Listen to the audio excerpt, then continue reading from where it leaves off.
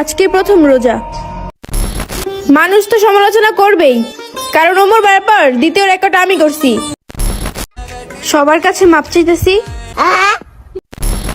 তো কি অবস্থা তোমাদের? রাই হোপ তোমরা সবাই ভালো আছো, আল্লাহর রহমতে আমি অনেক ভালো আছি। ওকে, আজকের ভিডিওর পয়েন্ট হচ্ছে জাতির ভিডিওটা দেখলাম টিকটকে এসে মাপ চাইলো এন্ড ওমর অন ফায়ারের পরে নাকি ওর রেকর্ড করছে। ওমর অন ফায়ারের পরে ওর রেকর্ড করছে, এই রেকর্ডটা ও গর্বের সাথে বলতাছিল না। মানে হ্যাঁ, একটা জিনিস রেকর্ড করছে এটা গর্বেরই বিষয়, কিন্তু ও কি রেকর্ড করছে তোমরা জানো? সেটা হলো ফলোয়ারের রেকর্ড। ও নাকি ওমর অন ফায়ারের পরে 18 দিনে 1 মিলিয়ন ফলোয়ার করে ফেলছে। ওকে, ফার্স্টে তোমাদের ভিডিওটা দেখাই।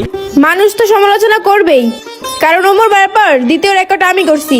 নতুন আইসা মাত্র 18 দিনে 1 মিলিয়ন ফলোয়ার্স করছি। ইরি বাবারে বাবা, কি অ্যাটিটিউড! ওই সাইডও তোমার এতাছে জড়িয়ে এতাছে, বৃষ্টি আইতাছে রে। ওকে ওকে, জাতির পিরিয়ডটা বাজানি কি কইলি তুই রেকর্ড করছ। ওমর অন ফায়ারের পরে দ্বিতীয়তে তুই রেকর্ড করছ 18 দিনের মধ্যে 1 মিলিয়ন ফলোয়ার করে ফেলছ। তো নতুন আইসা, তুই নতুন আইছো। এই খয়রাতির বাচ্চা, বুজুম বাজুম বুঝাস। বাই দ্য ওয়ে, খয়রাতি বলতে ফকির বোঝানো হয়, ঠিক আছে? বাই দ্য ওয়ে, যেটা বলতেছিলাম আমি, এই খয়রাতি টেস্টি লাউয়ের মিষ্টি কুমড়া। ওকে, মাইন্ডা নিলাম তোর টিকটক অ্যাপের ভিতরে 1 মিলিয়ন ফলোয়ার হয়ে গেছে। এটা না তুই যে গর্ব করতেছ তোর 1 মিলিয়ন ফলোয়ার ফলো করছে কিসের জন্য তা তো তুই ভালো করেই জানোস, তাই না? জানোস না? আর তোর গর্ব করে কোনো লাভ নাই। তোরে ফলো করছে রুচিবিহীন পোলাপান, যাদের গরুর ট্যাবলেট খাইলেও রুচি আইবো না। আর তুই কি বললি ওমর অন ফায়ারের পরে দ্বিতীয়তে নাকি তুই রেকর্ড করছা? ওরে বাবা রে বাবা, কি রেকর্ড তৈরি করে লাইছে রে। তুই যে একটা মেয়ে, তুই যে এই ভিডিওটা বানাইছস, আশেপাশে খবর নিয়ে দেখ তোর বোন, তোর ফ্রেন্ড, তোর আম্মু, তোর বোন তোরে কি ভাবতাছে? পারতাছে না শুধু তোর উপরে নিচে মলম লাগাইতে। যদি পারতো রে তাহলে দিনে 3 বেলা করে তোর উপরে নিচে মলম লাগিয়ে দিত। পিরিয়ড নিয়ে ব্যবসা করে বানাইছো 1 মিলিয়ন ফলোয়ার, আর তুই এটা নিয়ে টিকটক মানে বলতাছস ওমর অন ফায়ারের পরে 2 নম্বরে নাকি তুই রেকর্ড করছস মাত্র 18 দিনে 1 million follower. Omar on fire video বানিয়ে নিজের যোগ্যতায় ভালো ভিডিও, ভালো কন্টেন্ট দিয়ে ফলোয়ার গেইন করছে, আর তুই কি করছস? পিরিয়ড নিয়ে ব্যবসা করে ফলোয়ার গেইন করছস। ওরে লাউরা রে। মসজিদে তারাবি নামাজ নিয়ে ফানি ভিডিও করে, ওটার প্রতিবাদ কেউ করলো না। সূরা ফাতিহা নিয়ে ফানি ভিডিও করে, ওটার প্রতিবাদও কেউ করলো না।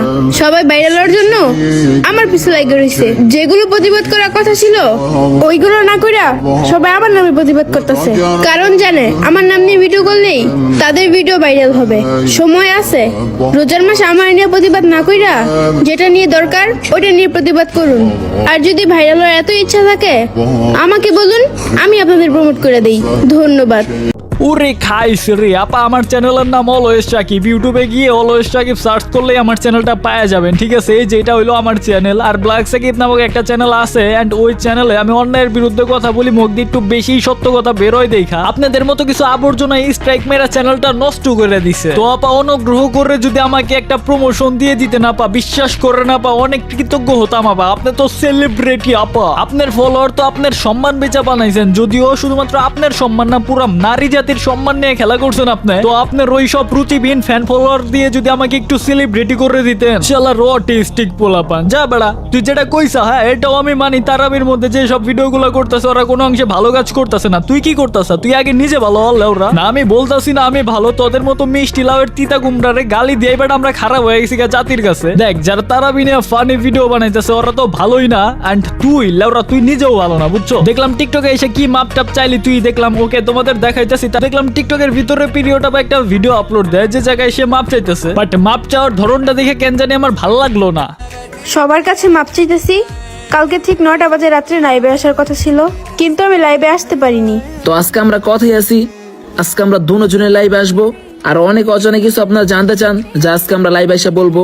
তো যে আচ্ছা, লাইভে এসে মাপ চাইতে চাইছিল কিন্তু সেদিন রাত্রে লাইভে আসতে পারে নাই, তার জন্য সরি বলতেছে। তুই যে কাম করছ খয়রাতি, তোর তো আলাদা করে বাটাম লাগানো দরকার রে। আর তোর সাইডে এটা তাল গাছ কেডা? ও হ্যাঁ, অন্য বেবো। আর ভিডিও তো দেখে মনে হয় ওর রাত দিন 24 ঘন্টায় কান্দে ভাই। ওর চোখ মুখ দেখে আমার কেমন জানি একটা মনে হয় ভাই। এরা হইলো লাইসেন্স প্রাপ্ত টিকটকার, এদেরকে বলার কিছু নাই। যদিও কিছু বললে যদি শরম হইতো তাইলে ভাই আমি শিওর বলতাম। তারপরে আমি ভাবতাছি, আমি দিব বলতাছি না, জাস্ট আমি ভাবতাছি ঈদের পরে মানে রোজার ঈদের পরে জাতির পিরিয়ডটা পারে নিয়ে আরেকটা একদম হয়ে যাক নাকি। রোস্ট ভিডিও চাও নাকি ঈদের পরে তোমরা? দেখো ভাই, আমি জাস্ট বললাম। হ্যাঁ, এক কথা বলতে পারো, আমি চাইতাছিলাম ঈদের পরে ওরে নিয়ে একটা সেই লেভেলের মশলাদার রোস্ট ভিডিও আনতে। এখন তোমরা যদি চাও, আমার আর তোমাদের যদি মিল হয়ে যায় ভিডিওটা আনার জন্য, তাহলে আমি ভিডিও অবশ্যই আনবো এন্ড জাল মশলা ভিডিও আনবো। তার জন্য কষ্ট করে তোমাদের একটু বেশি বেশি কমেন্ট করতে হইব, এন্ড তোমাদের এই চ্যানেলে চোখ রাখতে হইব। চ্যানেলের নাম অলওয়েজ সাকিব। দেখো, কিছু করার নাই, আমার বড় চ্যানেলটা একদম চাঁদের দেশে চলে গেছে, তার জন্য সাবস্ক্রাইব করতেই বলতে হইতাছে। তোমরা যারা এখনো এই চ্যানেলটা সাবস্ক্রাইব করো নাই অলওয়েজ সাকিব এই চ্যানেলটা জলদি করে সাবস্ক্রাইব করে দাও। তো আজকের ভিডিওটা এই পর্যন্তই ছিল। ভিডিওটা যদি ভালো লেগে থাকে অবশ্যই একটা লাইক আর কমেন্ট করে দিও।